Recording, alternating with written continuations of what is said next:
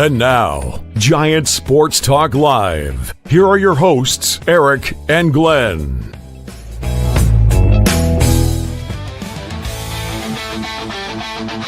We're talking Giants every day.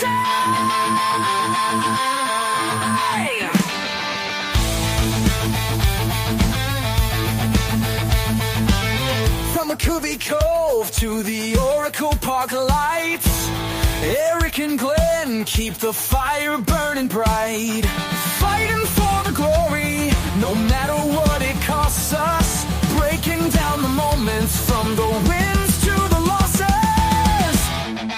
Giant Sports Talk, we're here for the ride. Eric and Glenn with the fan base pride, talking dreams, will they contend? But we'll back the Giants till the very end.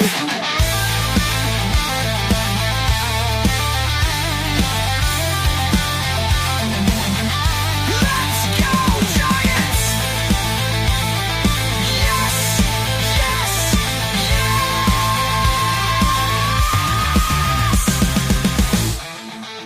yes! Feeling groovy on a Monday, Eric. Eric and Glenn breaking it down, all Giants all the time.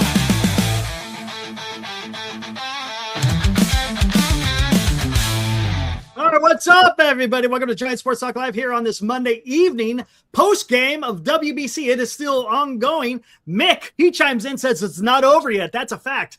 Right now, it is top of the ninth. The Team Mexico was able to get their leadoff runner on first base. It looks like Alejandro Osana just struck out. So now there is one out. 2 outs to go for Team USA to clinch the victory. Close game. Close damn game. It's been quite the baseball game. Defensive freaking plays all over the place. Balls leaving the ballpark. I mean, it's been a pretty enjoyable game. But again, it's myself, Glenn, Lou, and then we got special guest Gary Mintz from the New York Giants. The New York Giants Preservation Society is joining us today for this post game, and also, talk a little bit about his channel as well. And don't forget, check out the description, guys. If you want to know about New York Giants Preservation Society, we got the link in the description. Also got a link to Gary's Amazon. He made a book at being a Giants fan 3,000 miles away. So, guys, if you guys are interested in reading about some Giants, I guess you could say kind of like Giants history, what it's like to be a fan and to root for them, halfway across the country. So go check it out. It's good stuff, guys. But here we are, WBC time again, Glenn. Looks like we'll see how it all pans out. But it looks like the Team USA may be advancing. They play Team Italy tomorrow. So how are you liking WBC so far? I'm not liking it so far. I was so wound up. This is real baseball. I'm going to love it. This is just the most exciting time. I should have marked the schedule. WBC starts around the end of this week because these games, Eric, I mean, when teams have scored 15 runs, you may find these walk-offs exciting. I'm like, he walked it off. What a thriller. No, he walked it off because they had scored, that was the 15th run. That's not a walk-off to me. So I want it to be real competitive baseball, Eric. This is not competitive, some of these games. You get the odd one. I was really disappointed in a way. How often you watch a game and the win, the loss doesn't, really play out like the total runs. Oh, Australia. I was cheering for the underdog. They were so close, Eric. Korea with the win. I don't know about Lou. I don't know if it's just baseball. I know Lou's enthralled with preseason baseball, watching the Giants, the team that just seems to win with guys I've never heard of, but they lost today. Eric. Season's over. I'm just saying. Hey, Lou.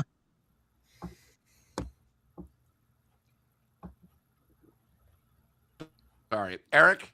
I think the WBC is like a step above spring training until Thursday. Once we get the single elimination, I think the home umpires have been horrible, to say at the least. I thought tonight was a prime example where it wasn't really that good. But, hey, it's baseball. It's starting to get my juices flowing just a tad with opening day, literally basically, 16 days away. So I'd rather watch this than nothing at all, And I think the thing is, I do like it where it is like an all-star against other all-star teams. I think the big problem is everybody thought USA was just going to come in and dominate. They're sort of lucky they're in this division, this Pool B, because some of these other teams who are just as good, not because they don't have USA on them, I think might be. I mean, we have the big advantage of having 3 great starters. A lot of these other countries only have 1, but I think they're lucky they're in, like I said, Pool B, and it's not over yet. Even though they won the night, you could have 3 teams all at 3-1, and then it goes to run differential, which I don't like. I mean, that's sort of pathetic, but most importantly is, hey, it's baseball. It's, I'm watching it, so it's doing something right.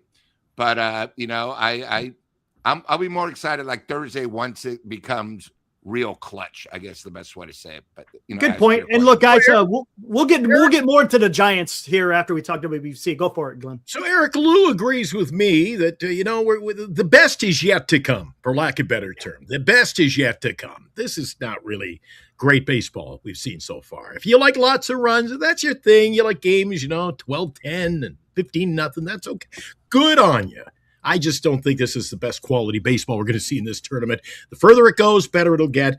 But like I said on Friday, and I'm glad to see Lou brought it up, the umpiring. Thank God we don't have, this, Eric, because they would just be on like the Duracell, not Duracell, the Energizer Bunny. You just get the plate going like this all night. Because the officiating, the umpiring has, in my opinion, been oh so dreadful. The ones that I've seen, again, specifically the Team USA ones have been kind of rough, right? Umpires have been kind of rough. But hey, that's something. It's part. I say it's part of the game. It shouldn't be part of the game, but unfortunately, it is. But I'm going to kick this to Gary. Gary, we'll get into some more Giants baseball after you talk WBC. How are you liking it? Are you a WBC fan? Are you following it? Does it? I've watched a few of the games. I watched tonight's game, and the umpiring was, all those check swings, they were all, the bat crossed the plate in my view. A lot of bad calls. I enjoyed the other night. I think it was Panama versus Puerto Rico. The fans, by the way, incredible. They are so juiced for the game. They are. Unlike United States fans are great, but boy, the Latino American countries. They absorb the game, love it. It's just incredible what you see in the stands. Isn't it amazing? And look, and I've talked about this before on a previous show, talking about the Latin connection that the Giants have. I mean, about this, covering the history of the Giants. It was American baseball that got Latin America so enthralled, right? If it wasn't for American baseball, you would not see. Who knows what type of sport they may be involved in. But, in the off season, whether it was a barnstorming or whether it was just to, hey, some of these ball players back in the day, they wanted to keep playing baseball even in the winter. And where was the best place to go? Well, go to the Caribbean or Latin American. And they went out there and fun. But yeah, watching the excitement of the fans, Ed, that is a lot of fun because they really get into it big time. As does Wilmer Jr. there. You see, he's a fan. He's a little fan. Wilmer Flores, little Wilmer. Boy, he's been making more. He disappeared for months. Look at him. I'll tell you what, though. Eric, tonight's crowd was like 55, maybe 60% for Mexico. It was in Houston. It was. Huge. It was huge. You saw green and Mexican flags everywhere.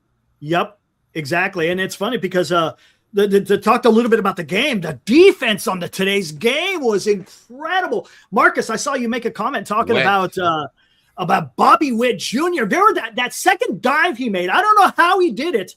I don't know if you saw it, Gary. He dove for it, and it's like he had a spring in his chest. He literally he fielded it. His chest hit the ground, and in one motion, he was back up and throwing the ball to first base. It was an incredible play. He was also very fortunate that Kirk was running. Who's close to Molina we had on the Giants as a yeah. But it was the second one. I can't remember who it was, but it was incredible. He had 3. Eric. Right. He had one against the catcher for Toronto. Catcher, and then another he had one against. two I consecutive. can't remember who it was. Yeah, I think inning after. Yeah, Gary, he was about as fast as the great Mark Hill, if you remember Mark Hill for the Giants. Mark Hill, number 2. Hey, got a fan. Mark, he's a matter of fact, he lives in New York. He's a big Mets fan. Gary says he loves Thanks, your channel. Mark. Very kind of you. Awesome. And I wanted to thank you guys for having me on tonight. Very absolutely, nice. man. Anytime you want to come on, you just let us know. We'll bring you right on. And then we had some great assists from the outfielder. Duran.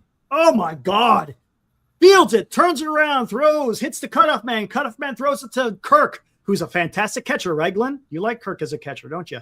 He's okay. Yeah, the guy can hit better than Patrick Bailey. He can hit. He could also field the ball in front of home plate because he caught it on a bounce, turned around, and was able to get freaking Roman Anthony in the leg before he hit home plate. That was absolutely fantastic. And then the next half inning, Judge, and I don't know who was it? Was it Gonzalez or Ortiz? I'm like, what are you doing? The ball's in shallow right field, and you're going to go try to take third off of Judge. And he threw a seed to the third baseman, Bregman, and he was able to get him in a bang play. So, man, the defense in today's game was it was fun. Again, I think you talked about it, Lou, a little bit, Glenn. Gets the juices flowing because, look, we're only 2 weeks away. Right? 2 weeks away until I didn't understand Mark DeRosa's managing. Matthew Boyd was awful. I don't know why he put him in there. Glenn, did you see that? He let Matt Boyd in there and just go and go and go. He's leaking oil. Just let him go. Yeah, absolutely. I you know what I'm starting to wonder, Eric? How is he going to let this play out? Because have you ever seen a tournament like this where a couple of guys just say, a pitch, and then by 11:30, I got to be at the airport. I'm going home. Dude, yeah, I'm representing my country today, not for the next 2 weeks, for today, and I'm going home. So I don't know how the pitching's going to lay out if they're that good with the pitching early, and then who's pitching in down the stretch for again, better term in this tournament, but this is a weird one. And they have some quality guys they could throw out there in their pen, Eric. Where are they? Seems to be guys on the missing list. I don't know. That's a good question. And let me kick this to Lou. I mean, right? It was announced today. Scooble, he's heading back to Lakeland, Florida, and saying, he decided not. Yeah. And I supposedly, again, this is going by what Ken Rosenthal said in the dugout of Team USA, that he had a lot of discussions with many people, and I guess he's decided to go back. So, and I kind of the guy's he's in his free agent year. You don't want to risk anything this early because you know how it gets. Maybe he's taking inventory of himself and you know what? I may wind up overextending myself because I get so competitive that this isn't the time to really amp it up yet. And it could create some issues. So maybe it was some self-preservation going on as far as as him wanting to continue, right? It's one thing when you're getting Eric, paid, I don't know if you saw paid a lot of money to do it, Eric. It's one thing where you're getting paid a lot of money to do it. Because I have this beef, I'm a WNBA fan, and when they pay them their money and then say, well, the season ends Friday and Sunday I'm playing in the G League or I'm playing in the Unrivaled League. You're my investment. You're my investment. So in a way, Scooble investing in himself right now, and I can see both sides. I mean, if I'm competitive, I want to stay. I want to win. Yeah, I hear you. I want to win. I want to be part of this, something special. This is one of the best USA. This is one of the best teams on paper that you've ever seen, Eric. And then to say, I'm going home. But I think some of the guys in the chat have already hit it on the head, Lou. It's Lou. Money. Yeah. Give me the money. Yeah, Glenn, well, I don't know if you guys.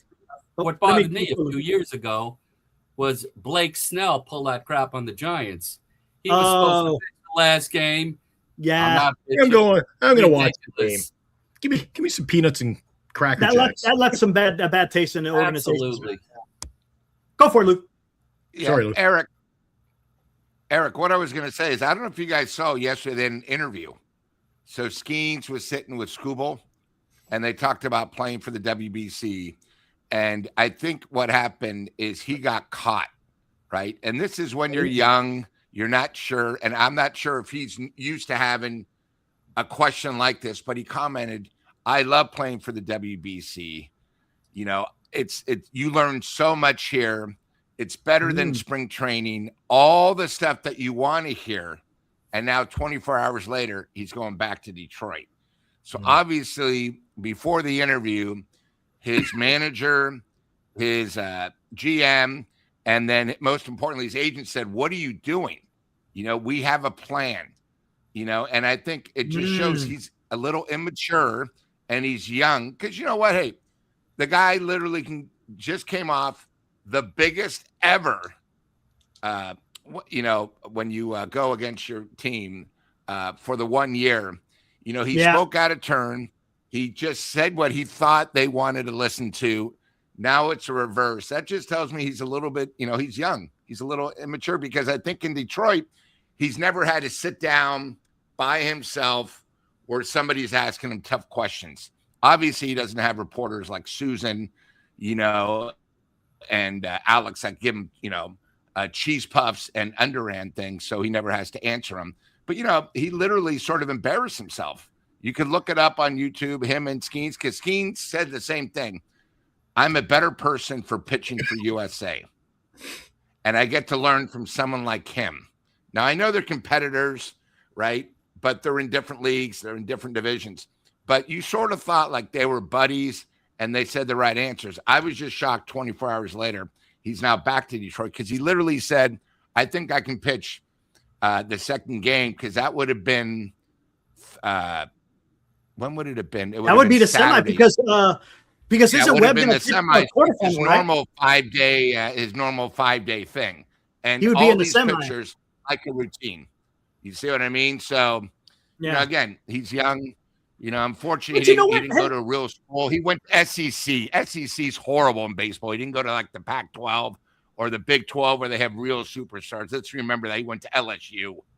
That's all I need to say. Thank you. You know, maybe he's just speaking from the heart, and sometimes that could get you in trouble, right? Because if, as you said, if they already had a plan in place, hey, this is the plan. You're going to pitch one game, and that they even talked before the WBC even started, right? He's going to pitch one game and he's going to head back. So maybe he just got caught up in the moment, and he's just speaking from the heart. And you know, should he be crucified? No. Because he's just talking about how he wants to do that. But again, maybe you're upsetting the powers that be because you're on an MLB contract with the Detroit Tigers. And look, they went out there and they went and got Valdez, and they're, for all intents and purposes, they're going for it. So, hey, don't be out there trying to sabotage this thing, because the last thing we want you to do is to get hurt. But I tell you, it's fun to watch this, you know, and this is a discussion. I know they've been talking about it because baseball is no longer in the Summer Olympics anymore, right? If I'm not mistaken, I think they took it off. This is kind of like the Olympics just with baseball. And the vibe is just incredible, man. You see the people are excited about this, and it's a lot of fun to watch just to see, you know, especially with players, because they get really pumped up for this. You know, when you're playing for something bigger than just a paycheck, it's your national honor. You want to represent the country that you're playing for. I mean, that's pretty big. It's something it's again a little bit more, I guess you want to say, emotional rather than just going out there and trying to win a big league game. I'm not saying that it's not important, but it's a little bit different, right? You're playing for a country, and I think that's pretty damn cool. Glenn, again, looks like, I think, right? Doesn't U.S. advances with this one, right? If I'm not mistaken, I think USA advances, and then I think the top two from each pool advance. So I think the Giants should advance, right? I know they play Italy tomorrow, but I'm not sure how. I think with this win they advance, if I'm not mistaken. I thought there was a combination of wins, losses. Like U.S. hasn't officially clinched yet. Yeah, see, I don't know. I'm gonna have to look more into But anyway, that. I'm just worried about the second round. I'm letting this all play out. It's like, Yeah. you know, you put all the ingredients in the pot and you stir it up. Let's get ready for round two. That's more meaningful baseball. Yeah, I hear you. I'm surprised we've gotten, let me see, we have gotten 21 minutes into the show, and nobody has talked about, Arise winning an MVP award or something. Oh, dude, let's do that. One game. Again, Mr. Negativity here. We got Mr. Salty, Mr. Negativity, and Eric with the pom-poms. Eric, one game does not make a career. I've gotten, my texts are going off. You know what it was like during Fantasy League, and the texts were coming in at 3 a.m., 4:30 a.m. Had to block that guy. Well, now Arise has one big game or two games, and oh my God, they've got us win. Again, people just get so excited, and baseball.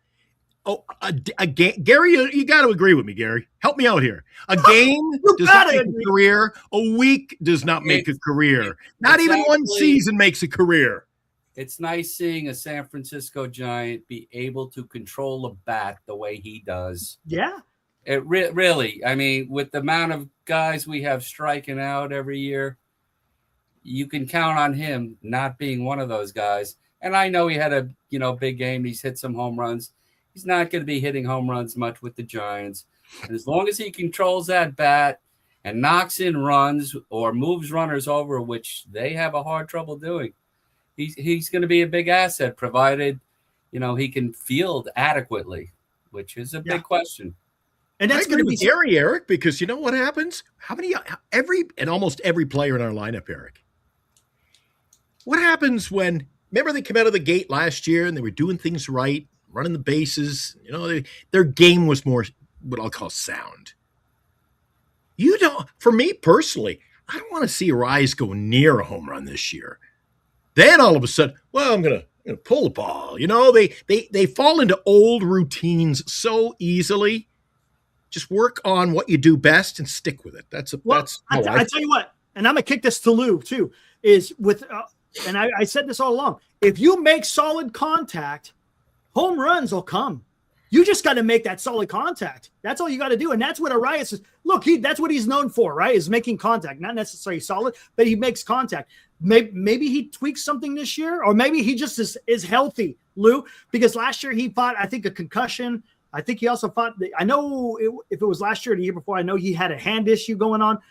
Again, you're feeling healthy, because in the past he did have a little bit of pop in his bat. And here in that one game, man, he was like Barry Bonds for one day, and it was absolutely. And look, Ramos is having a good WBC. Jung-Hoo Lee is having a fantastic out there in right field, freaking sliding for balls. I mean, it's incredible what our guys are doing. It's fantastic. It's great to see that our guys are out there competing. But Lou, we had this conversation in our last show. Where do we bat Luis Arias? Now we could kind of transition a little bit in here into some Giants baseball talk now. Do you still want to have him off, or do you want him to bat maybe a little bit lower? Because it seems like he's got the clutch. I first of all, Arias is a professional hitter. Okay. Mm-hmm. We don't have anybody else on our team that's a professional hitter. Okay. It's a big step up. The guy struck out, I think, last year 18 times. I think everybody in our starting lineup averaged that per month, how many times they struck out. So let's really figure. I would love him like a number 2 or maybe like a number 5, hitter, because I think too many times we had guys batting out of place. We all thought Lee, when he came from Korea, was a great leadoff hitter, would steal 30 bases. He hasn't done anything. Anything he thought he would when he came from Korea, he's done nothing. Okay. So that's why last year was an example. He batted 1 through 9. They couldn't figure out where to put him. But the key thing is, if you can get someone like Arias, you don't need to bat Chapman 3rd or 4th. You can bat Devers 3rd, probably where you should be, right? You can bat Adames 4th, Arias 5th, and then you have Chapman 6th. Because I think too many times when you bat, the key thing is when you're a leadoff hitter, you have a job to do.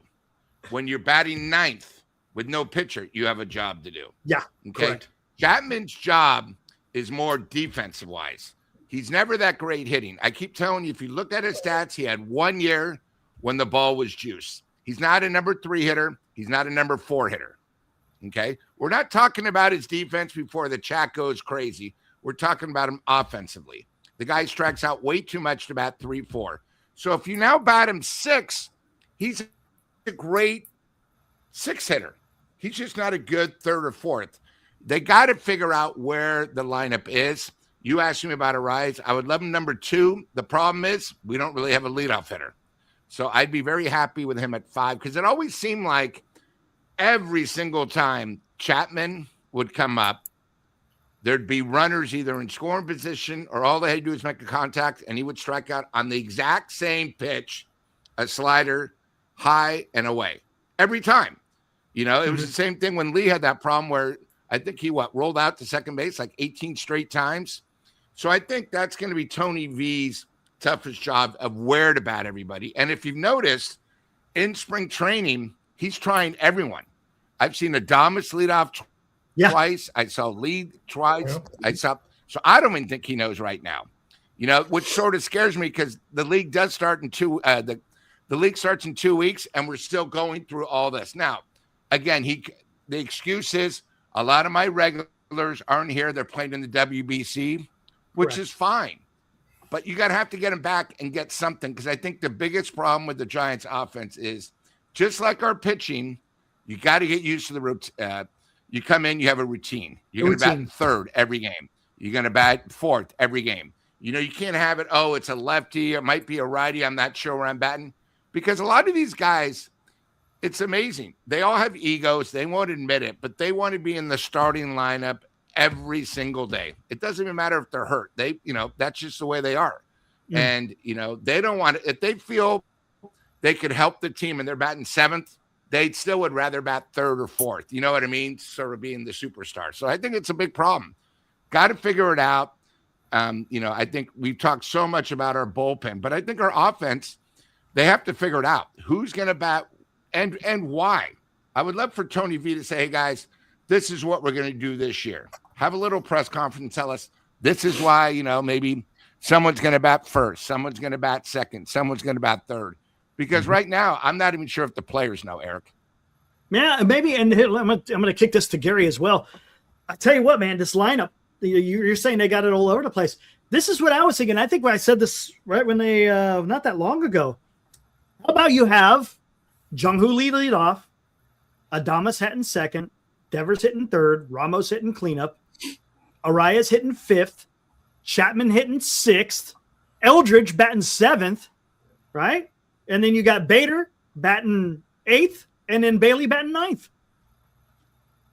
I think that's a pretty damn good lineup. I like it. I don't mind that. I don't at all. I mean, and the thing is, if you swap out Lee and Arias, I don't know if I want Lee as your 5 hitter though. That's the only thing. Arias is I think a better 5 hitter than it would be for Jung-Hoo Lee, because the thing I like about Jung-Hoo Lee, I want him to be able to get on base. He needs to be able to take a walk. Look, he likes to swing the bat. He doesn't strike out a lot. Same thing with Arias. Problem is, he's got to be able to also take a walk when he can, and he's got to set the table, so to speak. And I think the Giants are gonna do wonderful. And look, this is one thing that has been fun to watch in spring training is the Giants are hitting.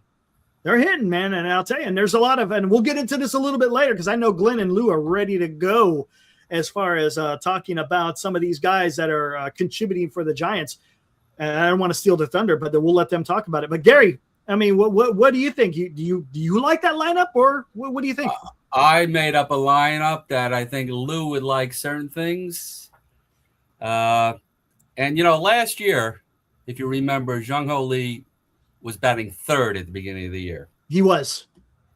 So my lineup, other than the first 2 positions, is strictly left-right. I would have Lee leading off, Arias second. I'm going Ramos 3rd, Devers 4th, Adames 5th, Eldridge 6th, Chapman 7th, Bailey 8th, and Bader 9th. I like it. There you go. I think Rafael Devers, I saw him play loads with Boston. He's going to have a big year. He never struck out the way he did last year. I don't know what that was. I think he's, Lou said Arias is a big hitter. Devers is a real good hitter. And I think I'm hoping that he shows that this year. And then you got, Lou's going to like I have Chapman hitting 7th because he shouldn't be hitting 3rd or 5th. He's not that type of player. No. Now, granted, his spring has been much better, but again, it is spring training. But I'm glad that he's working on something because he's not going out there striking out all the damn time, which is huge. Because look, the Giants are going to need these guys. They need those 3 core guys: Adames, Chapman, Devers. Right? Those are your core guys right now. Because we don't know what's going to happen to Ramos in the offseason because he's going to be a free agent after this year.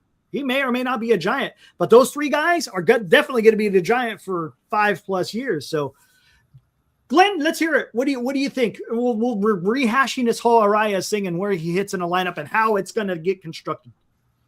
I told you on Friday night, after you look at, do a little research on the World Wide Web, go down this information highway, and you'll see that Arias, throughout his career, he's been a leadoff guy. It's where the guy hits. Yes.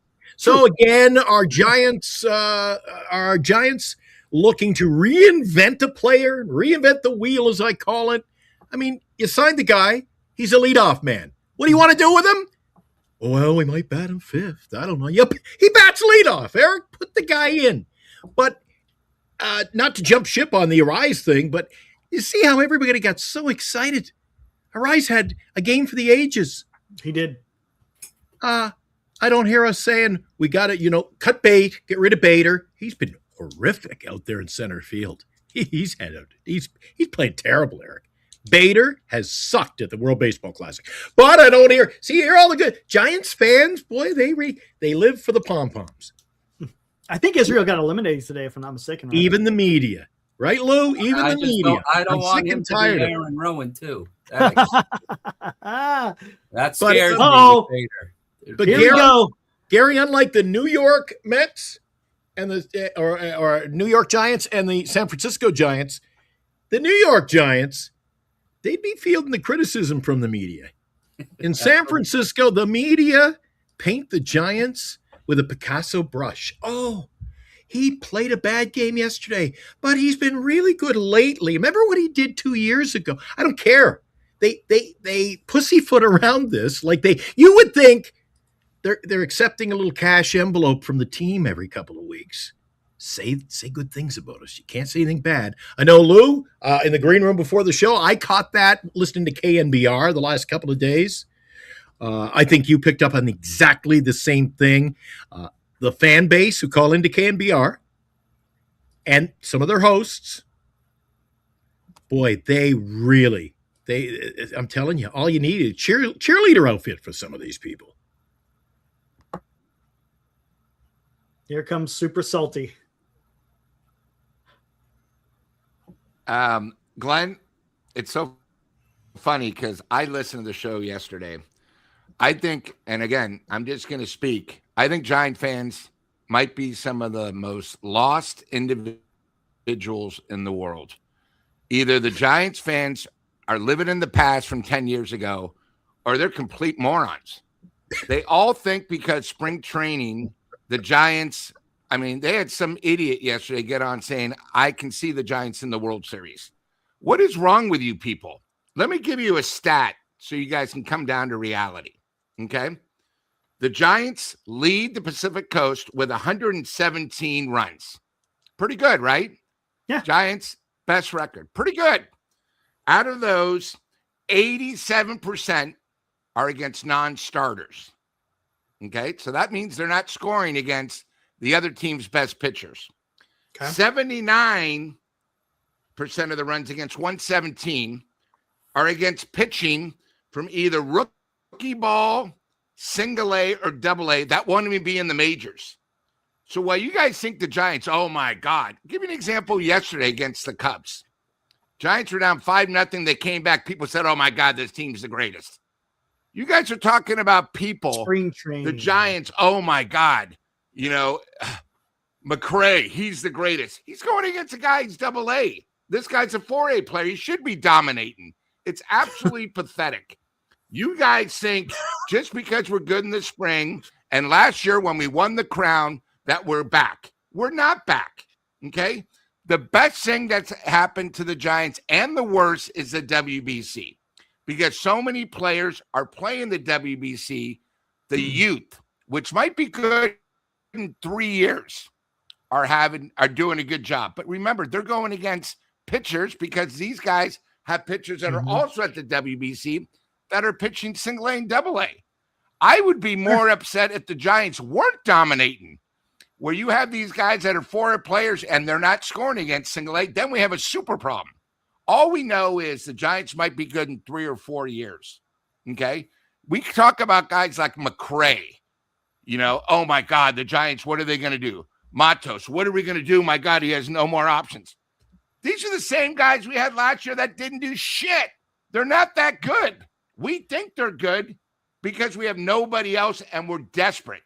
You guys got to stop drinking the Kool-Aid where you think the Giants are going to be better than last year, which, by the way, we're a 500 team and we have a shot. Okay? We have no clue how it's going to mesh. So you're going to have to give a little bit. You guys keep forgetting we have the first 40 games. It's the hardest in baseball. We have a manager who's never done it before. Spring training is a lot different with no pressure compared to it starting. Okay? And then last but not least, if you look, we still have like 38 pitchers that are competing for literally 16 spots. I didn't see many guys being cut today. So I guess it's going to be Thursday. But the Giants got to start getting down to knowing who's going to be on this team. Okay? We have our decisions. Same thing. Everybody's upset. Eldridge is doing great. Well, listen, you idiots. Eldridge probably isn't even going to start on the majors. If you guys listened to Susan today, she did another useless interview with Tony V where she asked him a simple question. With Eldridge playing well, where do you see him at the start of the season? Now, Tony V gave 2 answers. Well, we're going to have to see in the next 2 weeks. Either he's going to be on the team as a DH, or he's most likely he's going to start in AAA. Well, what the hell is that crap?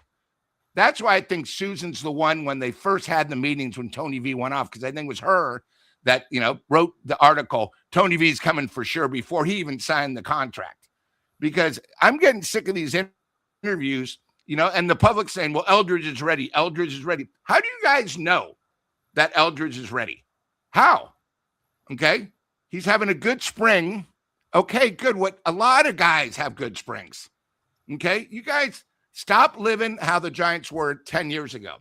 Okay. We basically had the same team as last year. For us to be better, we're going to have everybody that's going to have career years. I like Devers, who I think is going to be better. I think Arias. Lee better be good. People forget Lee's making $19 million a year. We're all worried he's going to leave in 2 years. I don't want him back. If this guy doesn't step up, get rid of him. If Matos, you don't think he's good, let him go to somebody else. We're stuck with the same team over and over again because the Giants and their fans are in a dream reality. Okay? Again, spring training means nothing. Know your facts. All right, that's good. Look at that. Lou broke it open. He said, you know what? It's Monday. I don't give a shit. Let's do this, man. I love it. That's good. Hey, that's great. And you know what? And Glenn, I'm going to kick it to you here in a minute because I know you got something to say. I saw what Tony Vitello had to say. And look, I tell you what, one thing I liked what Tony Vitello did say, it's more about development for Eldridge. They're not putting too much pressure on the kid. He's only 21, right? Come on, let's not put this on. And I've been saying this. I think I said this on your show too, Gary. Just don't put undue pressure on the kid. Just let him go and figure it out. And if he's a good player, okay, well then he'll contribute. But Tony Vitello said that a couple of times. It's about development. It's not necessarily whether or not he's going to be on the major league team at the end of spring training. And I thought that was huge. There's nothing wrong with that. And it's not to say that that he's not deserving. Well, I think he will. Let's see. Let his performance determine whether or not he should be on the roster. Do I think okay, if he doesn't make the roster coming out of spring training, do I think he's still going to be on the roster sometime this year? Absolutely he will. But let's just worry about his development. And that's what they're saying. They're all saying the right things. Hey, we want to make sure this kid is ready to go. Joe, I see your comment. I got it starred. We're going to come to it because that's, again, we always have to circle around on that. Gary, well, what you got as far as spring training and as far as the way that they're hitting? Because we'll get into the pitching later. as far as Eldridge goes, I agree with you. That being said, if you're going to say, Gary, who would you rather see on the roster? Him, McRae, or Encarnacion, or Matos? I mean, You're not lying. I need to have Eldridge there. Why do you want journeyman players who may not amount to anything when you have this guy who also may not amount to anything, but he's 21 years old. Bigger upside? Much bigger upside. Yeah. You know, and I said on our show, I spring training to me doesn't mean much. And I think Glenn and Lou might remember in the 70s, the Giants had a player named Randy Elliott. Randy Elliott hit 629 in spring training. They thought he was going to be this star. And, you know, I live in New York. There was none of his cable stuff. You didn't see anything. I thought this guy was like this fast speedster. He's hitting 629. And then I finally got to see a game, and he's this burly, slow-footed left fielder who had a career year in spring training. And that was it. Lasted the 1 year with the Giants and was done. So I don't take much credence in spring training. Right. The pitching does We're going to get into it. It does bother me in spring training with some of what I've seen and you know, read and especially their so-called top-notch young pitchers who have not done anything. But I'd like to see Eldridge get a shot. And if he's not going to get a shot, you're going to be stuck with some of these guys who, you know, are not going to be the future of the team. Absolutely. Now, Glenn, let's hear what you got to say. I know you're kind of on the same line with Lou here, talking about the team and specifically, you know, the runs being scored all over the place with the Giants. What you got, man? Oh, I just think again that, you know, everybody's got an opinion. Like, for example, somebody says somebody named, I can't find the comment, but somebody named Daniel or Dan was criticizing. Oh, you said Tyler Fitzgerald is having a great. Tyler Fitzgerald's playing every day and hasn't hurt the team. But like Lou said last week, I think on 2 occasions, back-to-back shows, it's not really, does he not hurt you? Does he help you? If Eldridge isn't on this roster, Eric, what are you going to throw in? Another guy, another slappy hitter like McRae? Like, come on. Why for 2, maybe 3 seasons in a row, Eric? I'll throw it right back to you. I'm volleying to Eric up in the corner here. Why for 3 seasons is it okay to say, play the young guys, play the young guys? And when this guy is just, I mean, I think he's ready to play in the major leagues. Now it's, don't play the young guy. You know, we got to make sure. Play the young guy. He's He's going to be a major league talent, Eric. Could be. We'll see. And that's the whole thing. We'll have to see. What do you want on this roster? No, 100%. McRae? But here's the problem, and this is something you guys got to also realize here. We throw water balloons down to Greg. One thing you have to realize is clubs don't like to throw away talent. Whether you like it or dislike it, this is the truth of it. Eldridge has options. Gilbert has options. Brennan has options. Matos doesn't. Encarnacion doesn't. And if they're not on the roster, well, then they're gone. They're not on the roster. Eric, Hold on. No. Let me get this out here. Hold on. You got to look at it.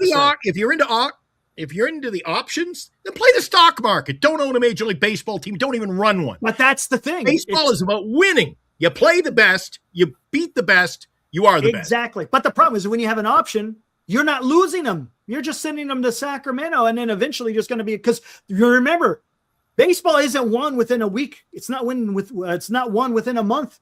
It is a marathon, and you have time. So what I think is going to happen, and this is just my opinion, I think they run with Matos. They run with Matos as the 4th outfielder, and if he doesn't hack it, off he goes. No longer going to be a San Francisco Giant. And then someone else is going to fill that void, whether it's, who knows who it's going to be. You got so many outfielders out here doing stuff. Who knows who it's going to be out there? It could be McRae. It could be Gilbert, but I think Gilbert's battling like a shoulder or something. And then of course, Will Brennan. So I mean, if you have options, that gives you a leg up for that simple reason, not necessarily because of talent. And look, and I agree. Hey, let's see what Eldridge can do. I'm not opposed to that. I just want him ready. That's the only issue I have with this, is that I want him to be ready. So when it's time when the bell rings, ding, ding, hey, he is ready to go. But you know what? Joe, hold on. Let me find this real quick. I'm not a McRae fan, but I'll give you this, Eric. I will give the kid credit. With the fact that we lost Cam, we lost Wilmer, our bench, I thought was, well, at least he gives you a slappy bat. He got a little bit of pop in there. Yeah, he's defensively. He's got speed off the bench. So I think he's a great bench player to have around, but I don't see him fitting into our day-to-day plans. You know, 8th, 9th inning guy, bring him in when you need him. You got a guy at first base you got to steal. How many times did we see last year? I think Lou was on board with me and said he saw it. When it would be the 9th inning, leadoff man, Tyler Fitzgerald comes in to pinch run at first base, and then they don't send him. Why do you put in a pinch runner if you don't send him? So get the guy on the bench, get him in there in the 9th inning and let it play out. That's where you play your chess match. That's when we'll see if Tony Vitello knows how to manage in the major leagues. Well, there you go. And yeah, that's going to be fun to watch. Look, we're going to come back because I want to talk about the bench a little bit more, but before we do, Joe, our good buddy in the Rio Grande Valley of Texas, says pitching is still a problem for the Giants. Before we start talking about this, I need a drink.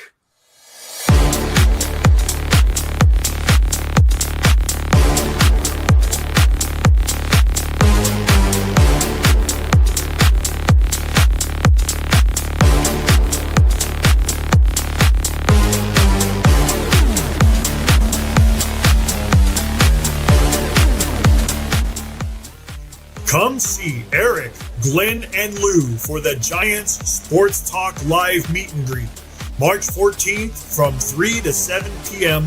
at Tommy's Mexican Restaurant, home of the world-famous Tommy Margarita.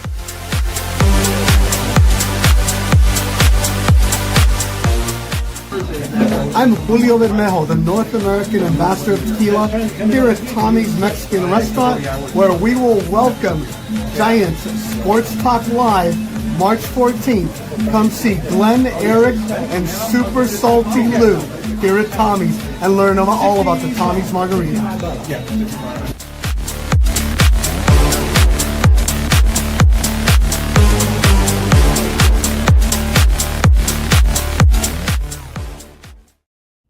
There we go. Tommy's Mexican Restaurant. Hey, it's getting close this Saturday. Gary, too bad you couldn't hop on a plane and come on over because it's going to be fun. We're going a few of your guys over there at the New York Giants Preservation Society may show up, so it should be a lot of fun. Looking forward to it. Lou, talk a little bit about more. Who's going to be the sponsor of the sponsor?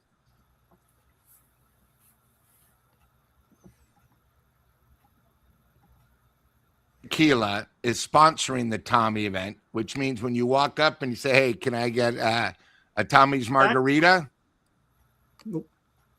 It's taken care of. I mean, I like it when you go to a bar and there's a tab going and somebody's paying for it. Nothing wrong with that. And again, if you're going to go to the Giants Fan Fest, I don't know if you guys heard, they've now moved the times. It was now it's 12 to 4.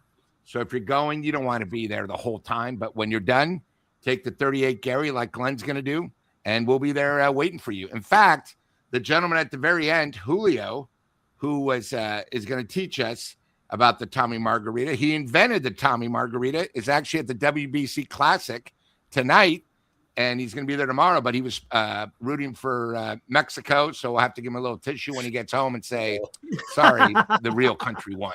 USA. But yeah, so we have a sponsor for our sponsors. So this way, all the margaritas are taken care of. And you know what? It's going to be a fun time, good vibe. Yeah. And we're just going to be talking baseball, and it'll be great to meet some of the chat. It's going to be awesome. Don't worry, I'll wear a bulletproof vest now that they know how I really feel about the Giants. Oh my gosh, that's funny. Glenn, man, it's going to be about, you come in the night before, right? Something like that, or the day before? I'm so excited to get there. I changed my flight. I'm leaving on Thursday now, not Friday. Oh, hey! Now, Thursday, just in case, if you leave the day before, that 5-hour flight, you got snowstorms. We had another one here yesterday. You never know with the spring in Canada what it's going to be like. So I'm going to leave a day earlier. Just, on any issues fall into place. I got a little backup day to get there. Worst case scenario, I would fly in Saturday at 1 o'clock. Bang, right there over to Tommy's. Gary, you got to come over to the best coast. You got to come over and hang out with the boys some weekend at Tommy's. We don't even need a special occasion. If you just say we're coming into town, we're coming over from the Preservation Society, what should we do? We go to Tommy's, and we'll make sure you're looked after there. Well, I'll tell you what, man.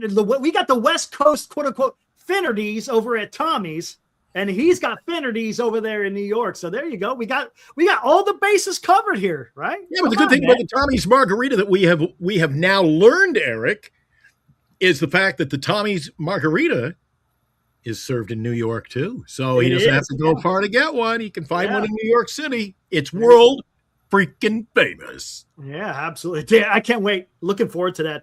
All right, time to get into the freaking pitching. A little bit of news today, right? Yeah. Joey Lucchesi. Remember Joey Lucchesi? Joey, who I love you.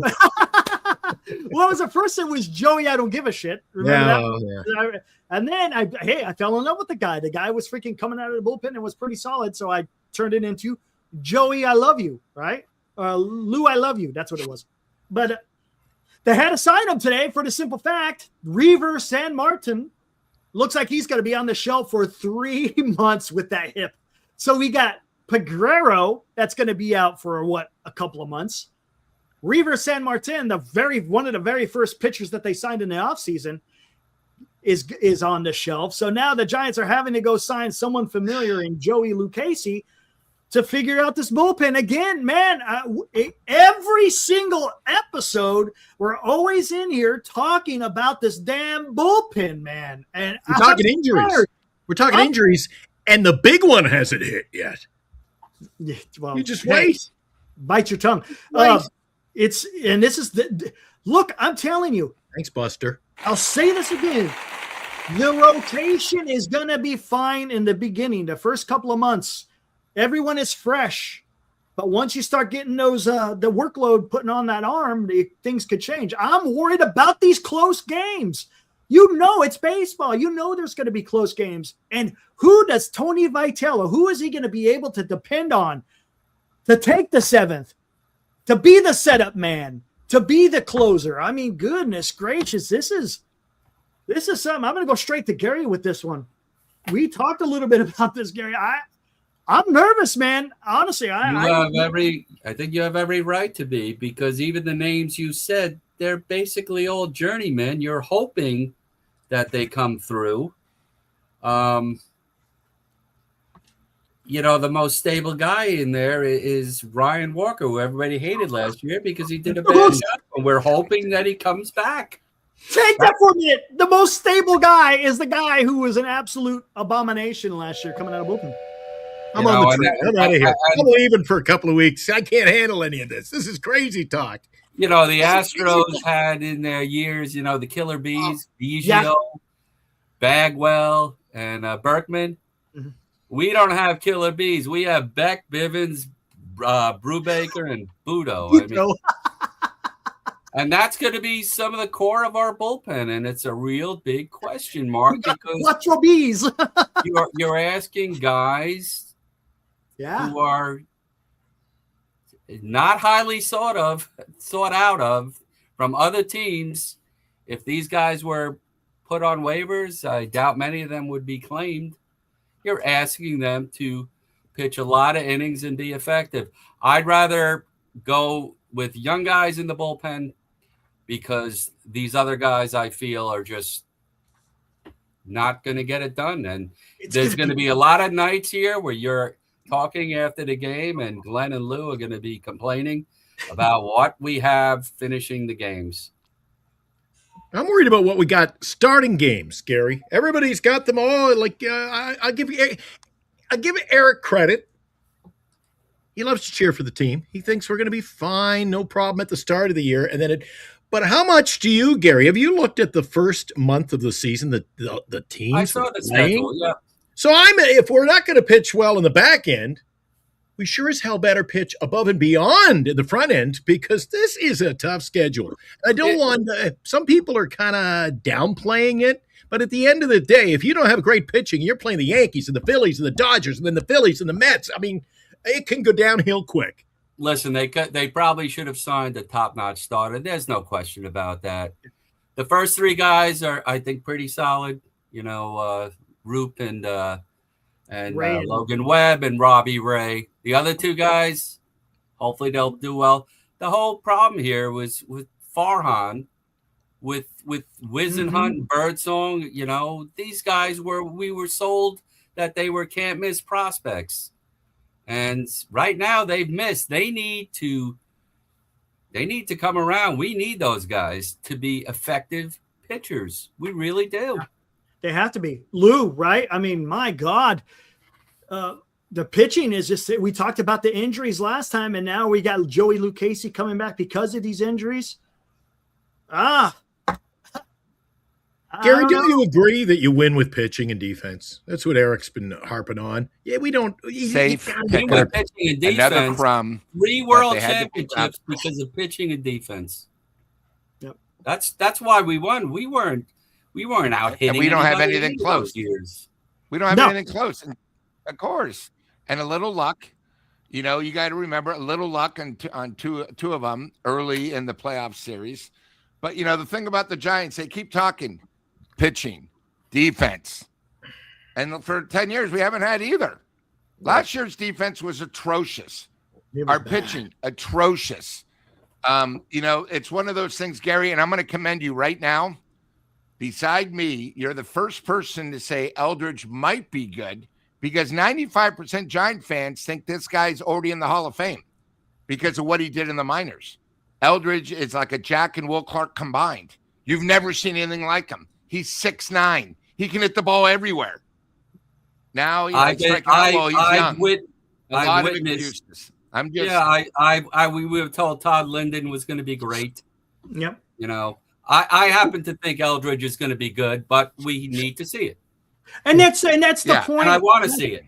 And what it is more than anything is, as Giants fans, we've seen it all too often. Look, if we didn't have all these prospects not really do anything, I would probably be higher. But how many times have we seen it and it hasn't happened?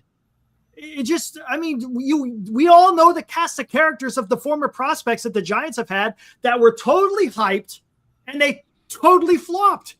And I'm tired of it. I'm to the point now is just prove it to me. And then we'll go from there. But to sit there and make arbitrary, just like very high estimations, I can't do that. I just can't. I will say I'm excited. I want to see him. I hope he has success. There's nothing wrong with saying that. But my God, man, I cannot sit here and say that this guy is a for sure thing until he does it, right? I mean, that's just what it is. It's okay to be excited. I'm not saying that you shouldn't be excited.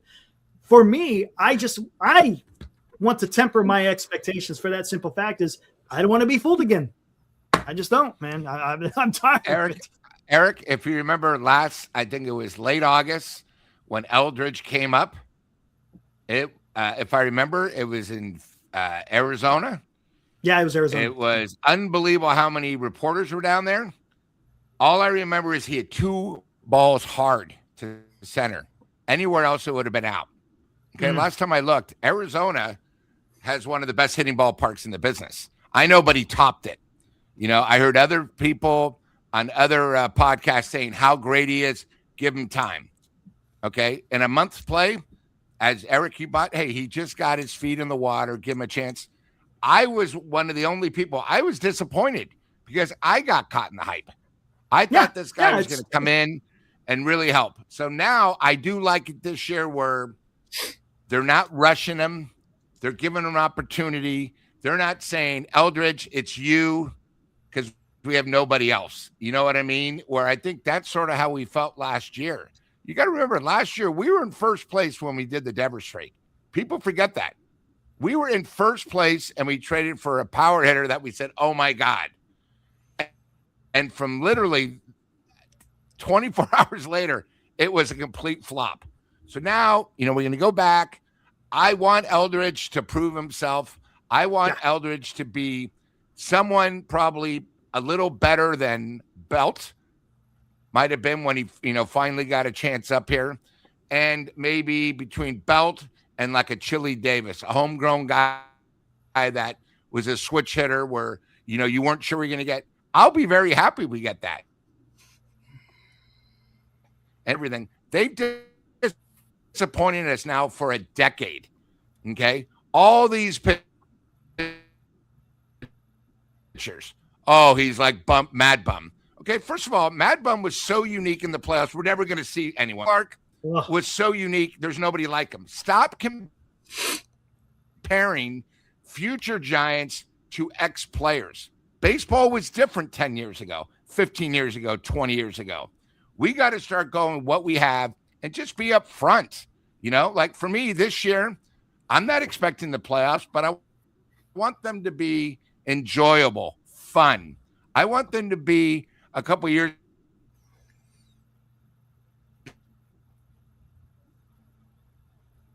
ago. Yeah.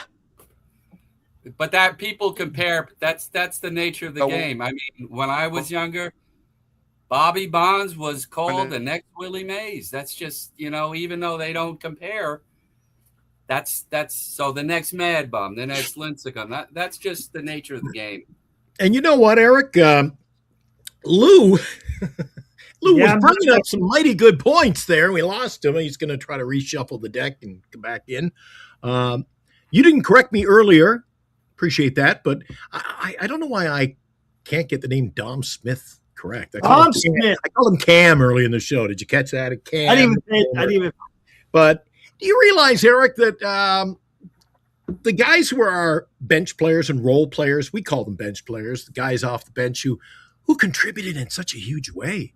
Dominic Smith. You can't argue that. Wilmer Flores, one of the best clutch hitters off the bench late in the game you could have. In fact, I'll give Dom his kudos. The both of them were clutch. You couldn't ask for more. But you notice, Eric, we're trying to replace them in the aggregate with guys who were on the team last year or couldn't make the team. They were in AAA. They were Triple R players. They weren't ready and they didn't contribute enough. And now those are the guys who are trying to fill in and replace those players. I don't know. I think they should have went out and got more talent. And I think you had a dandy comment earlier. We're led down the garden path every year. We talk about it, Eric. The promises made are not promises kept by this organization. We're going to go out. We know what we need. Well, if you knew what you needed, why didn't you go out and get it? We're going to be very busy. Trade deadline, and then Eric and I are here watching the ticker on our Mickey Mouse go around. It's 3:00 in the afternoon. I'm like, Eric, any deals? I don't see any.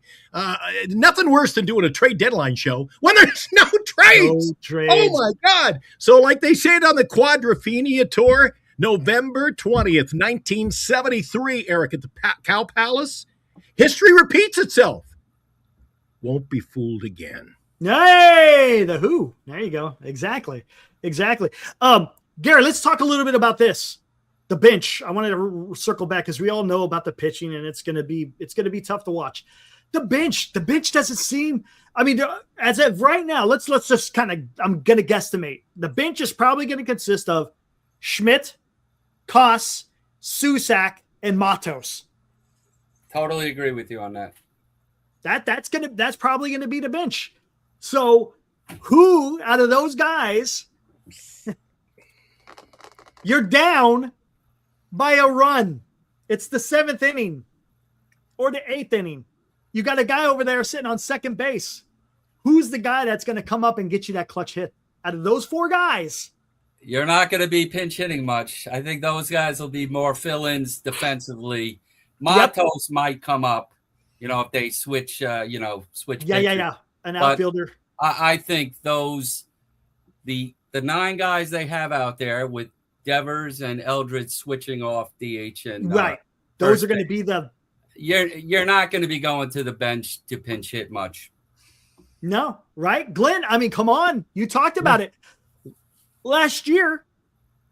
you had either Dom Smith or Devers, depending on, well, one was usually DHing, so I guess you can't say that. But you had Wilmer Flores coming off the bench, and he would always give you a hell of a freaking at bat every time. He'd always give. It may not always work out, but man, he would work the count. He didn't go up there and take 3 strikes and went and sat back down. The guy would battle the pitcher, and that's something that you want. Man, I tell you, this is. You have to have, Wilmer Flores, perfect bench player. That being said, he can't play anywhere in the field. No. So you got your 2 middle infielders, second, short, and third with Koss and Schmidt. And Schmidt could also play first, but you got Devers and Eldridge there. And you need a 4th outfielder. Yeah. And I think Matos is the 4th all outfielder. Around is the lesser of evils at this point. Hopefully he could, he was this big hitting prospect. Anytime I see him hit, he hits I don't care about this exit velocity, but he hits the ball soft. He needs to hit the ball hard. Puts some authority. Lou, there he is. He's in the chat now. He goes, soft bench, need to pick up a veteran. And that's a great point that Lou makes, because there is no veteran on the bench. Koss isn't a veteran. Casey Schmidt, I would not consider a quote unquote veteran. I mean, he's got some playing time. Don't get me wrong. Would I call him a veteran? No. Daniel Susak, they picked him up on a Rule 5 draft. He's not a veteran. And Matos, him and Schmidt are very similar in the amount of playing time that they have. I wouldn't necessarily call them your veteran guy coming off the bench like a Wilmer Flores, Glenn. He's still out there looking for a job. That's the problem. You don't want to give up on Koss because he can play multiple positions in the infield, maybe a little bit of outfield, and his bat's decent. Casey Schmidt, right? He could play all over the infield. And then you have to have your backup catcher, and you have to have the 4th outfielder. So that's where you're left.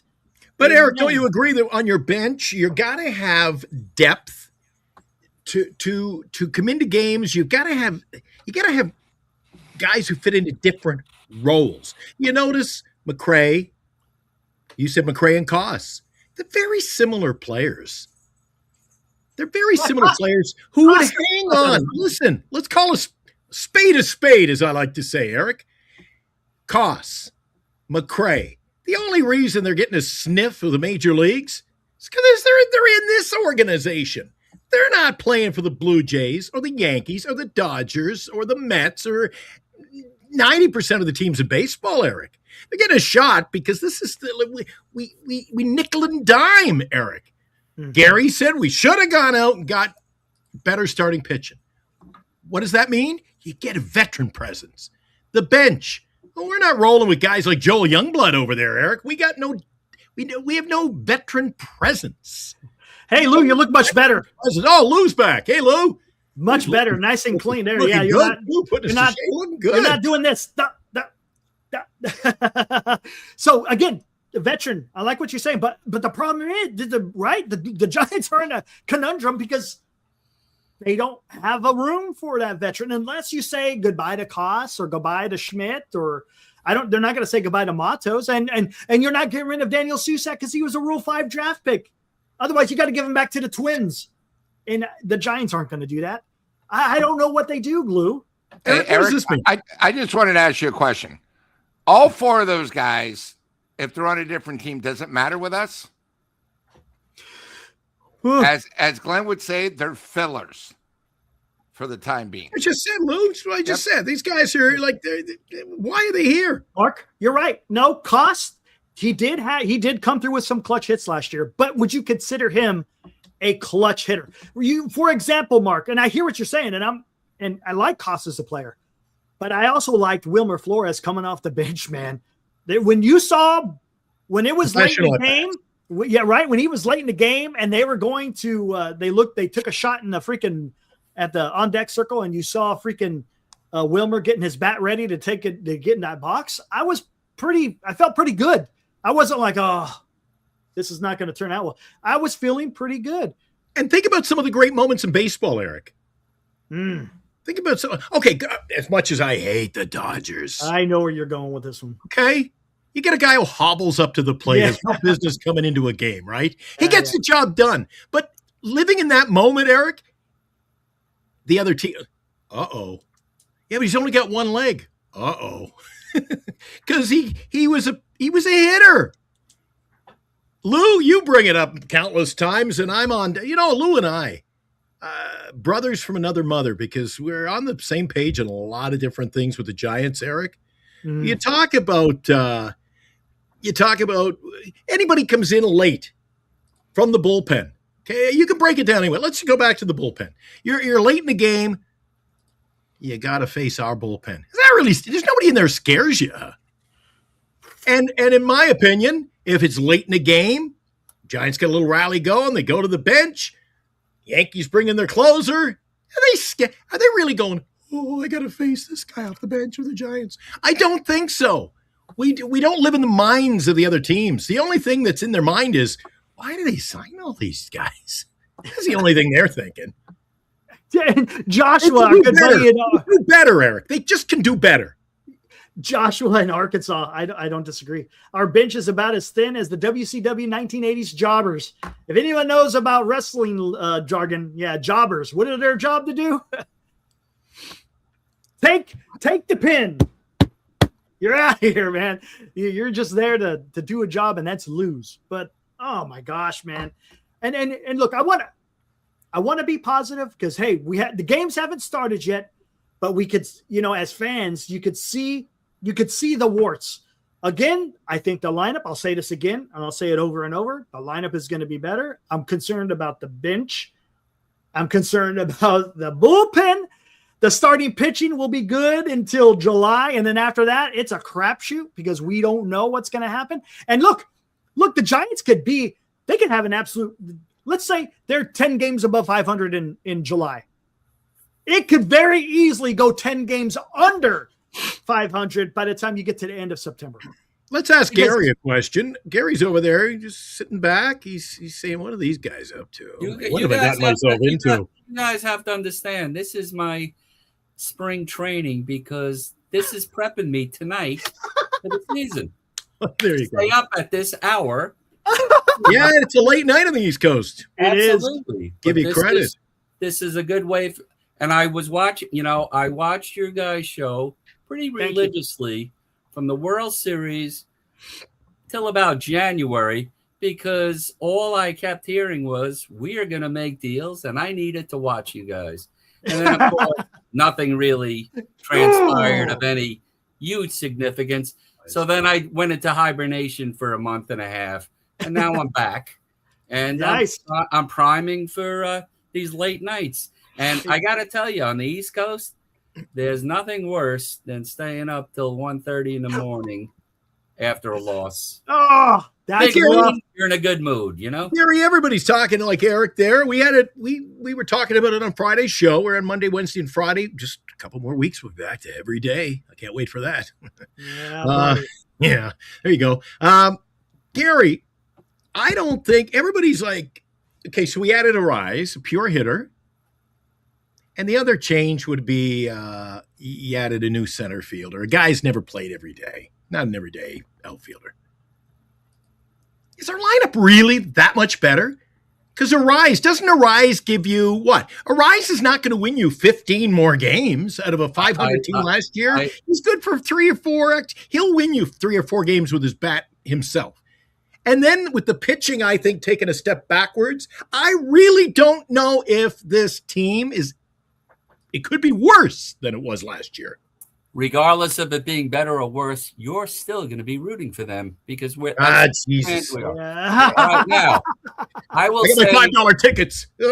I think adding a rise, I think if Eldridge can play, professionally, Yeah, okay. and Rafael Devers, that's what you got with Adames and Chapman. Okay, they're going to hit 235, 245. Going to strike out 175 times each.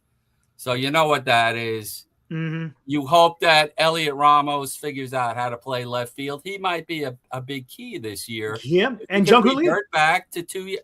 I'm not trying to pick paint a rosy picture.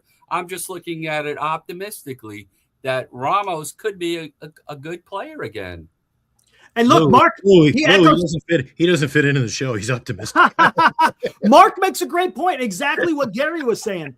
Arias with a possible Ramos and Lee improving will be the ticket. Adames and Chapman are who they are. That's exactly right. Right? I mean, Lou, I mean, you're pretty okay with the lineup. I mean, look, is it like some of these other clubs that are a little bit more robust? I think Arias is going to help us more than we know, because I think he's going to help a lot of the guys really teach. He's going to be an example, right? He's going to be an example. An example, because he's a proven 3-time batting champ. I also think the new hitting coach. I think Glenn brought it up the other day, or it might have been you, Eric, where at least during spring training, they're not striking out as much. They're actually making contact.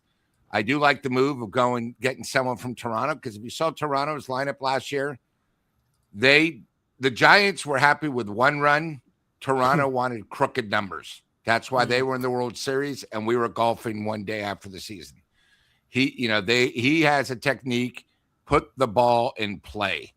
We talked about the WBC game tonight, and we laughed because they an unbelievable shortstop made an incredible play, but he got the guy out at first because he's actually one of the slowest catchers. But what we didn't talk about during last year is he was the number one hitter with 2 strikes. Yeah, he was awesome. Repeat that. With 2 strikes, he was the number one hitter in baseball. Okay, so again, it's one of those things where we got to look at the positive, but I think Arias, because he actually is a professional hitter. He could help Devers, where Devers was so used to hitting the green monster. For 3 years, he elevated his play. He doesn't have that anymore. So maybe Arias can teach Devers, hey, listen, go back to the basics. You used to drive the ball. I mean, if you remember last year, Devers had, I think, 7 homers, and not one of them was even pulled to right.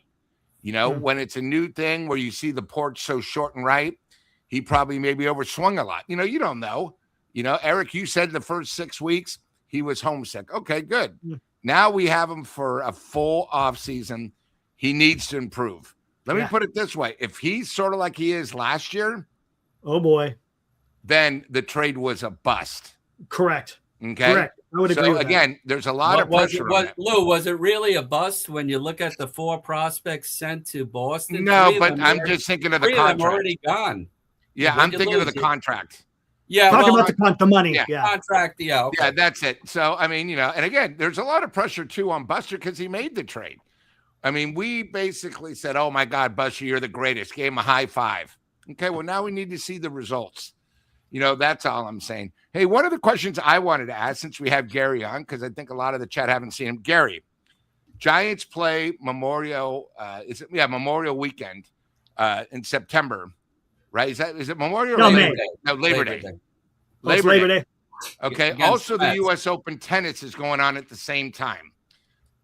Are you guys doing anything when the Giants are out there? Anything special if a Giants fan is going to see them during that holiday that you guys are doing? And how is it when the U.S. Open tennis is going on at the same time? Because I thought the U.S. Open tennis uses the parking lot of the field when they're going. So you're going to have 2 big things and a holiday.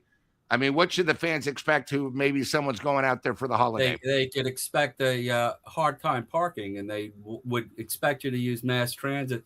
They're also Steve Cohen. They're building a soccer stadium there, and there's the casino that he has property for. It's going to be a whole thing in that parking lot that's going to be starting in the next years or so. So it's going to take a while, but it's going to be built up, Citi Field, unlike, it's in the same parking lot as Shea Stadium was. Yeah.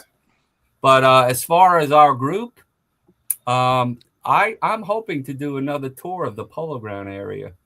Nice. We take a walk around the things that are left where there's signage there, and you see where home plate was and where Willie Mays played, and his apartment building where he played stickball, and there's a stairway. Right?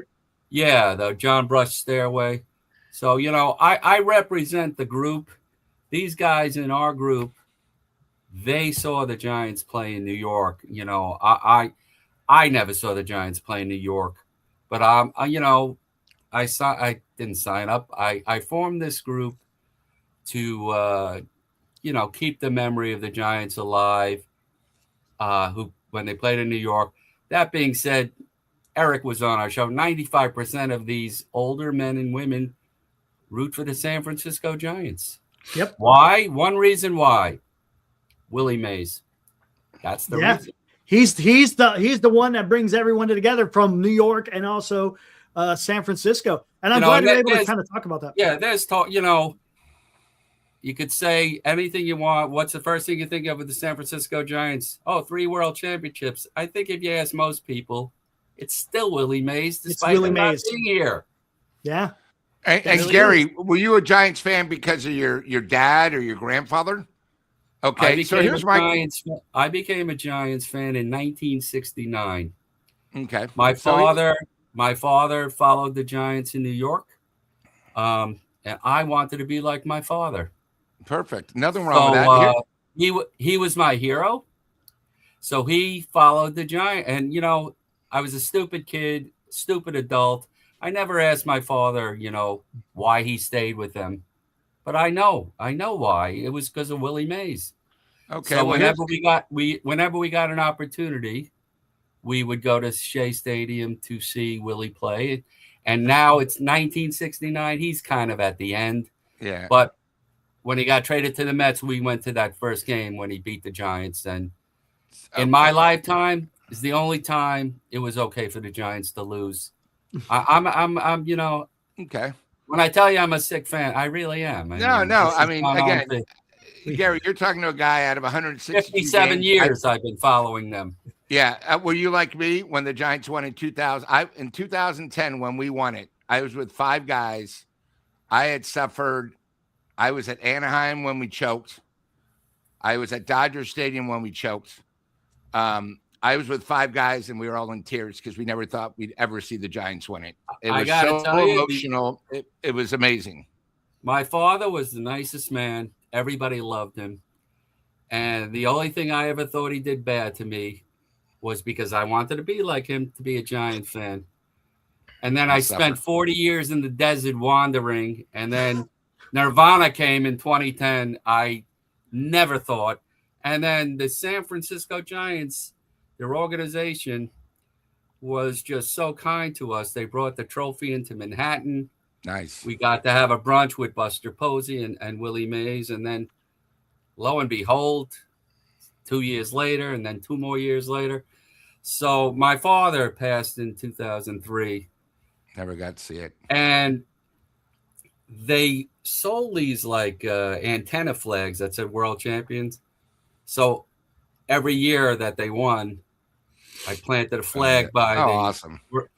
And 2 of them is still there. It's like the Fort McKinley there. Nice. Fort McHenry there, Eric. The flag. Fort McHenry. Oh my gosh. 2 of them is still there. They weathered, and they're what? That was 14 years ago. And my goodness. I think the 2010 one is gone. So, Gary, can you just describe for some of the people in the chat, because maybe they've never seen the photos of how close Ebbets, Polo Grounds, and hold on, let me see. Yankee Stadium really were to each other. And how crazy was it? You supported one team and that was it. You might have had friends down the street that supported the Dodgers. When baseball come, you didn't care. When the Yankees, and then back then, it was literally just one division. So the Giants and Dodgers, I mean, the best thing that happened is they both came out to the West Coast for a reason because they knew they needed it and they wanted to go. But just describe growing up there, especially, or maybe some of the stories your dad, of how crazy it was, and how crazy was it when the Giants actually beat the Dodgers to win the pennant in that area? Because, I mean, literally, were they each, what, 3/4 of a mile short of in diameter from each other? Yankee Stadium and the Polo Grounds are right across the Harlem River, which is walking distance. Okay? This is where the Polo Grounds used to be. Here's the Polo Grounds, and here's Yankee Stadium. And there's Yankee Stadium. Now, old Yankee Stadium was right here, right? There. So my father, again, another question I didn't ask him. He used to see the Giants play baseball at the Polo Grounds on a Sunday, and there'd be a doubleheader when football season starts. So he'd walk to Yankee Stadium to see the New York Football Giants. So these two stadiums are very, very, again, maybe a half a mile, quarter of a mile. That's about just it. across the river, right? And then Brooklyn there's where the Willie Mays catches right here. That's so this correct. is where center field was out here, and then home plate was over here somewhere, right? That home plate is by building 4, over here, somewhere over here. Yeah, this way. This building, yeah. Oh, this one right Actually, yeah, that's it. Yep. Yeah. Come Sometimes back, they put Eric. Come back, Eric. You see this circle? Here's where home plate was, right there. Where the circle right is, over here, where it says home plate. where it's there it is. There it is. That's where it is. Ebbets Field would be south. And okay, so then it went this. It was this direction. So home plate was over here, and then center field was out this way, right? Yeah, I think left field would be out here. Right field over would be here, over here where he made the catch. This is the this is the I forgot what the recreation center, which the rec center. Yeah, I'm trying to get it renamed the Willie Mays Recreation Center. There you go. And they got some plaques around here too, right? That was just refurbished. There was another sign there that they took down. Michael Mays, his son, has been instrumental in trying to get this stuff. But if you take this Harlem River Drive all the way south, it'll turn to the FDR Drive. You'll go to the FDR Drive, and then you'll go to Brooklyn where the bridge is. You cross the bridge. So the Ebbets Field was not really that close. Okay. Maybe like 10 miles. And this is where Coogan's Bluff, everyone talks about, where people can stand on the bluff and be able to see pretty much the outfield out here, way deep outfield. And then there's that stairway. Where the heck was it? Right here. The John Brush stairway, Yep. And the San Francisco Giants helped renovate that. The Giants have been so nice to our group, and they've just been amazing to us. That's awesome. Recognizing our group, and we try to put on programs with New York Giants as much as possible, but like in this month of March, because we have so many Giant fans, especially me, we spent this whole we're going to spend the whole March talking about spring training.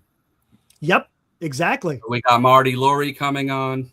There you go. Nice. We got Roger Munter, who's talks about the Giants farm system all the time. And then after opening day, we have Russ Bertetta, who is an usher there. He's going to try to give everybody a bird's eye view of Oracle Park. Awesome. Yeah, he's always on the stream there, the Zooms. It's awesome. And then every May we celebrate Mays' birthday. We get people talking about Willie Mays. Last year we had John Shea, John Miller, Pat Gallagher. We get some great guests. The great Pat Gallagher. Glenn, you asked how do I find these people? One of my favorite shows I watched because my father was Columbo. I really search Google. Like, actually, go this way. I'm able to find people, or I find the person's wife, and then I call up. Hey, is this the wife of whatever? Oh yeah, my husband is that. Oh, I work for this organization. Could I speak to him?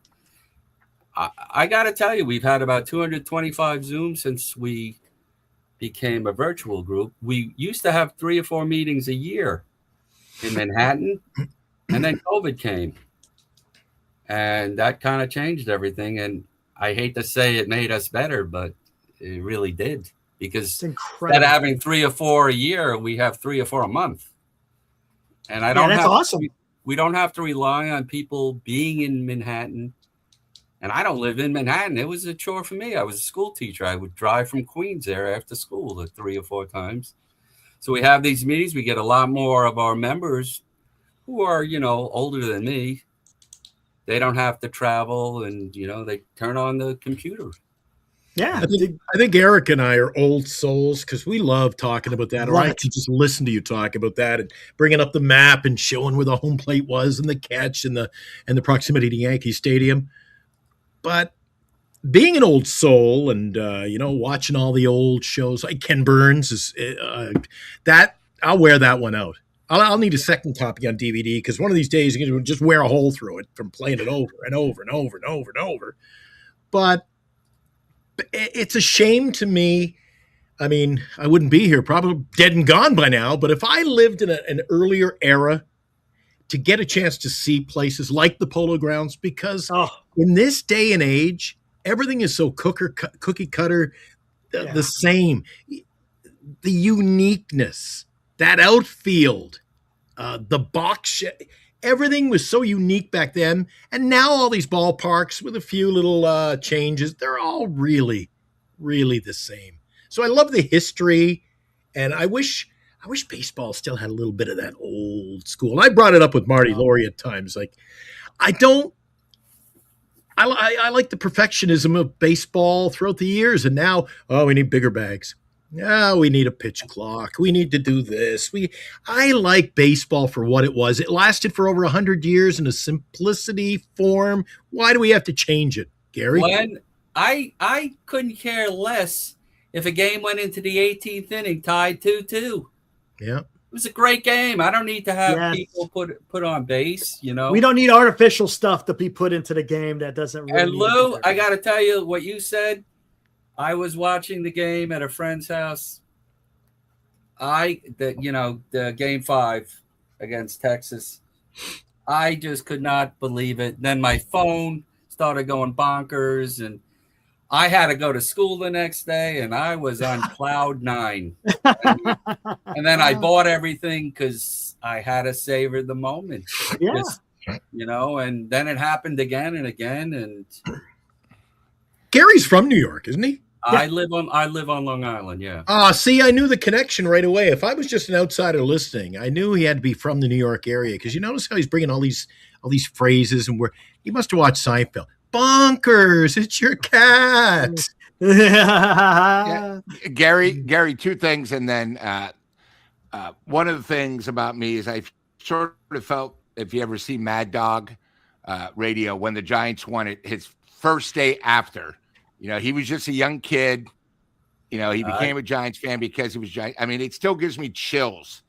Lou, could I interrupt you for a second? Yeah. I used to work before I was a teacher in a place called Record World. Glenn, I know a lot about music. Okay, I used to set up new stores for this company. Attaboy. So anyway, I knew that Mad Dog liked Jackson Brown, so I got free tickets from the record company. We called the station up. He joined us. A few months later, we said we're going to Philadelphia to see the Giants play the Phillies. And I said, Chris, would you like to join us? He says, sure. Pick him up. We take him down to the vet at the time. Giants lose 1-0. Kelly Downs pitched a great game. Ricky Jordan got a hit in the 9th inning off Steve Bedrosian, who was a terrible closer with us. So anyway, Mad Dog is just sitting there staring at the fence. It's like, Chris, we got to leave. So anyway, a few months later, Mike and the Mad Dog started, and then he became super popular. But what you're talking about, his soliloquy or whatever you want to call it, that he said on the Sirius radio, is fabulous. And it was you. I'm sure you related it.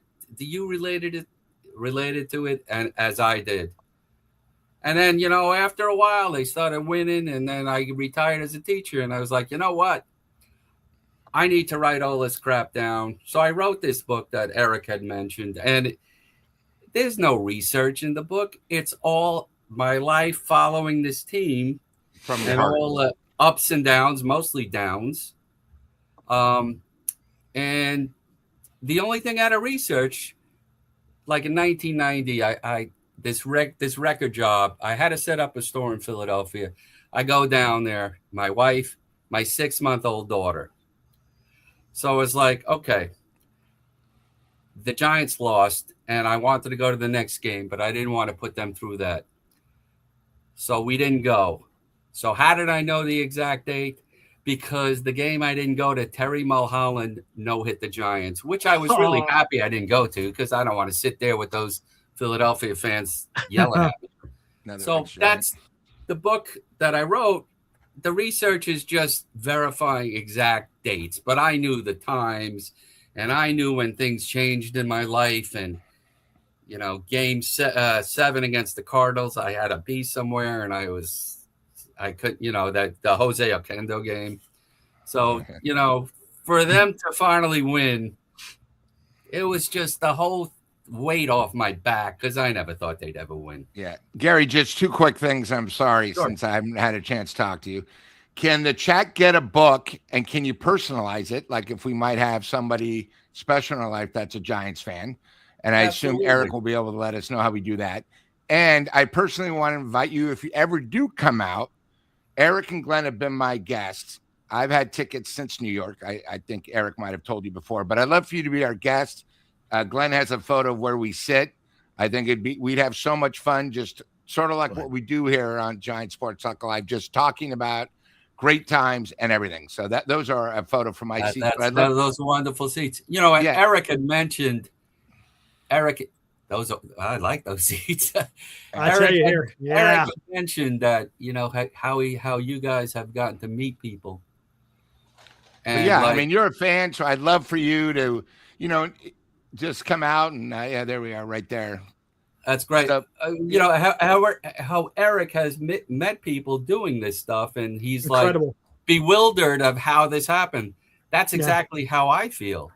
I mean, I have John Miller calling me in my car. It was like, Gary, this is John, and I'm like, he's calling me. And Peter McGowan, hey, I'd like to meet you down at maybe 8 months before he passed away.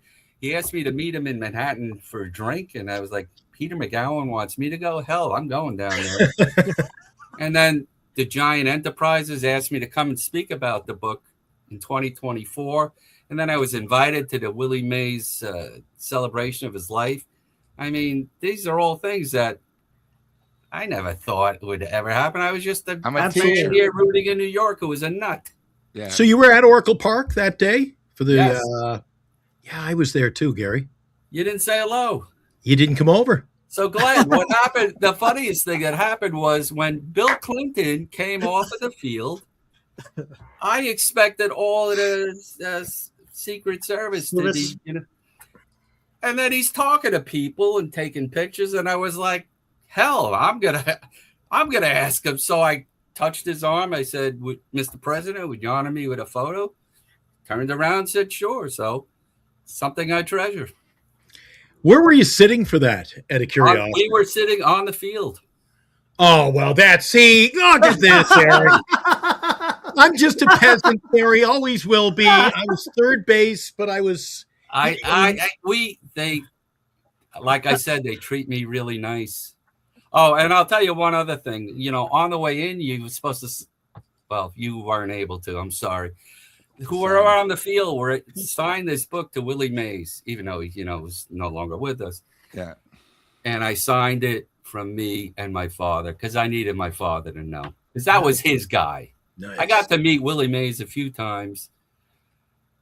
And every time I met him, it was like, this is my father's guy. My guy was, you know, Bobby Bonds, Will Clark, Chris Spire, those guys. Hey, you know, Chris Spire was my favorite.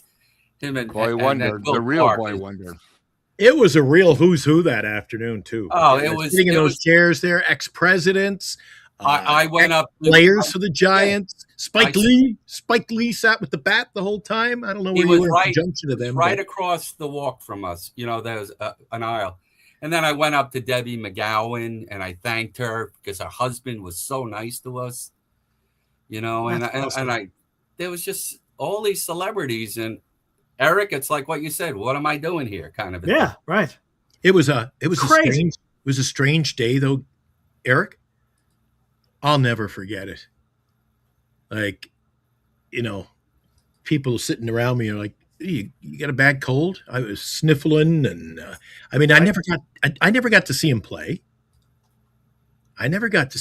But that afternoon service at the ballpark was so Moving. Oh, because Eric. it It's wasn't, like you lost a family member. Dude, it was so deep, and you could just feel your heartbreak. but it wasn't like a wake. It wasn't a wake and it wasn't a shiver. It really, people were taking pictures and smiling because they were remembering how great he was and what a good soul he was. Yeah. And Glenn, I've been in touch with his aide, Renee. What a nice lady. I mean, she really took good care of him. And I'll tell you the episode you had with John Shea talking about Willie Mays. Yeah. Oh my God, that John was is unbelievable. such a great episode. If you guys go check that out, it was back in what was it, last May, right? Yeah, last May. And then John also came on after he wrote his book, 24. Yes. And John also was involved in the documentary on HBO. No, that was a great fabulous. So, all right, guys, it's a labor of love. I enjoy doing this stuff. I really do. It's fun, right? It's a game we love, and we just love talking about it. It's fun, right?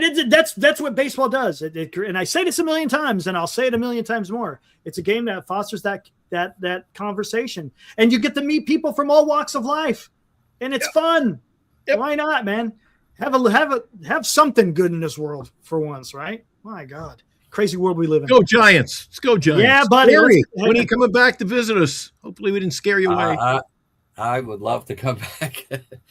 Absolutely. I really want to. Catch up on the afternoon naps. Get the afternoon naps in. Settle in with us. You know what's really weird? When I was there, when you look at the out of town scoreboard, everything's a final. Whereas here, Dude. exact opposite. When I used to go to Shea Stadium, you would see the scoreboard. It would say Cincinnati SF N, night game. And that was the other big thing. The local papers here.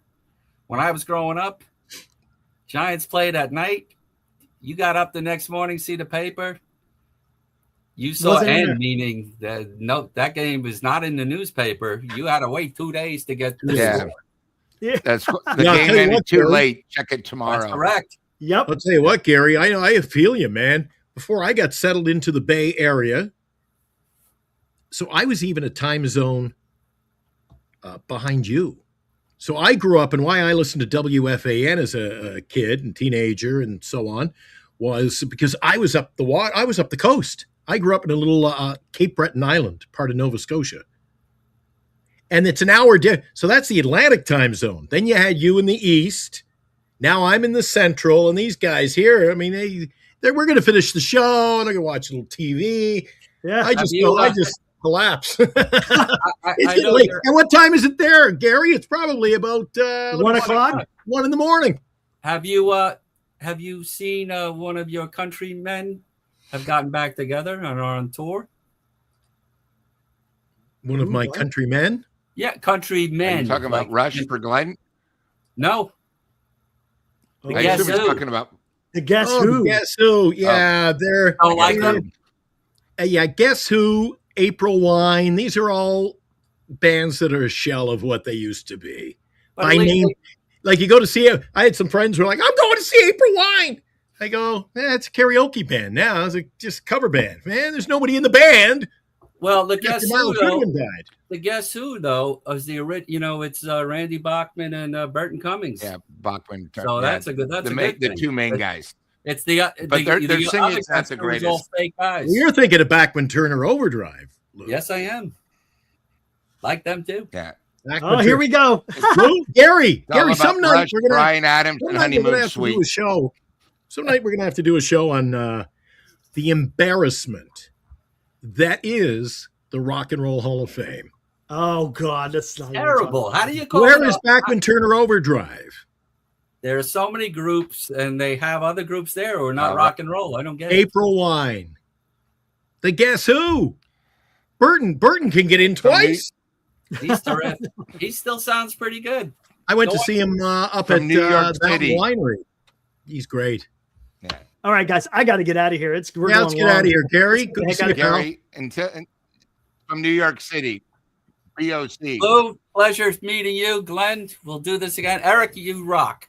Thank you, sir. Appreciate it. Let's get out of here, guys. We'll be back here Wednesday night, 8 o'clock. Do it all over again, guys. Woo! Let's get out of here. Woo!